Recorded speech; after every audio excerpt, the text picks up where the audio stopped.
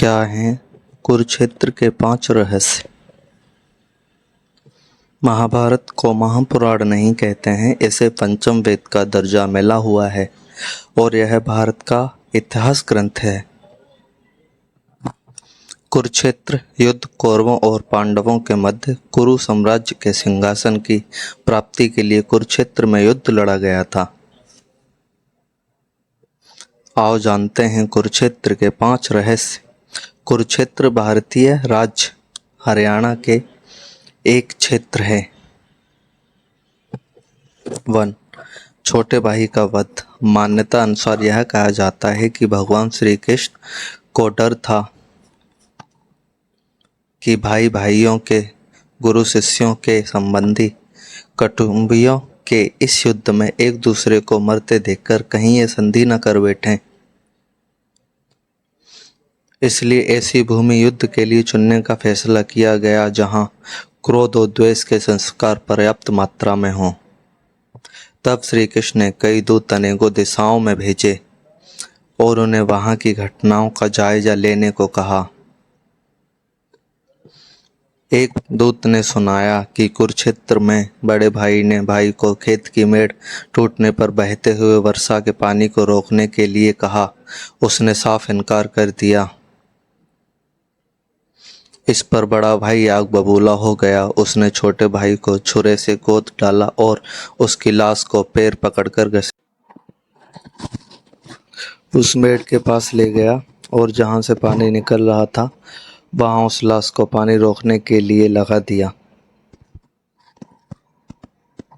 इस कहानी को सुनकर श्री कृष्ण ने तय किया कि यही भूमि भाई भाई के युद्ध के लिए उपयुक्त है।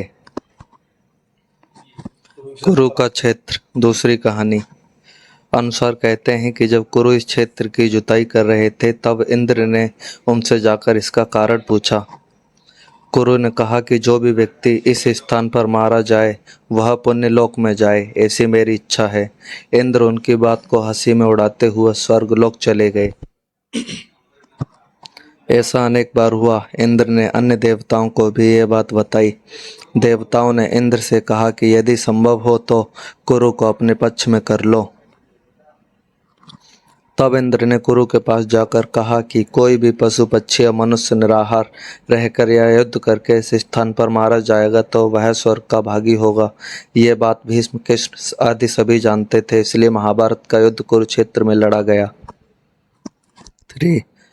श्रवण कुमार की कहानी। मातृ और पितृ भक्त श्री श्रवण कुमार की कहानी तो आपने सुनी ही होगी। श्रवण कुमार जैसे पितृभक्त खोजना मुश्किल है। वे अपने अंधे माता पिता की सेवा पूरी तत्परता से करते थे। उन्हें किसी प्रकार का कष्ट नहीं होने देते थे। एक बार माता पिता ने तीर्थ यात्रा की इच्छा की और वे उन्हें कांवर में बिठाकर तीर्थ यात्रा के लिए चल दिए। बहुत से तीर्थ करा लेने पर एक दिन अचानक उसके मन में यह भाव आया कि माता पिता को पैदल क्यों न चलाया जाए। उन्होंने कांवर जमीन पर रख दी और उन्हें पैदल चलने को कहा। अंधे माता और पिता पैदल चलने लगे तो उन्होंने साथ ही यह भी कहा, बेटा इस भूमि को जितनी जल्दी हो सके पार कर लेना चाहिए। जब वो तेजी से चलने लगे तो जब वह भूमि निकल गई तो श्रवण कुमार को माता पिता के साथ इस तरह का व्यवहार करने पर बड़ा पश्चाताप हुआ और उसने पैरों में गिरकर क्षमा मांगी तथा फिर से दोनों को कांवर में बिठा लिया। उनके अंधे माता पिता ने कहा, पुत्र इसमें तुम्हारा दोष नहीं। उस भूमि पर किसी समय मय नामक एक असुर रहता था। उसने जन्मते ही अपने ही माता पिता को मार डाला था। उसी के संस्कार उस भूमि पर अभी तक बने हुए हैं। इसी से उस क्षेत्र में गुजरते हुए तुम्हें ऐसी बुद्धि उपजी।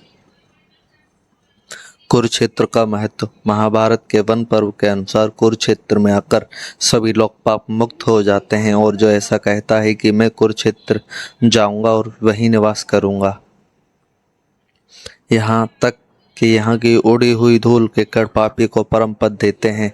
नारद पुराण में आया है कि ग्रहों, नक्षत्रों एवं तारागणों को कालगति से आकाश से नीचे गिरने का बढ़ने का भय है, किंतु वे जो कुरुक्षेत्र में मरते हैं पुनः पृथ्वी पर नहीं गिरते, अर्थात वे पुनः जन्म नहीं लेते।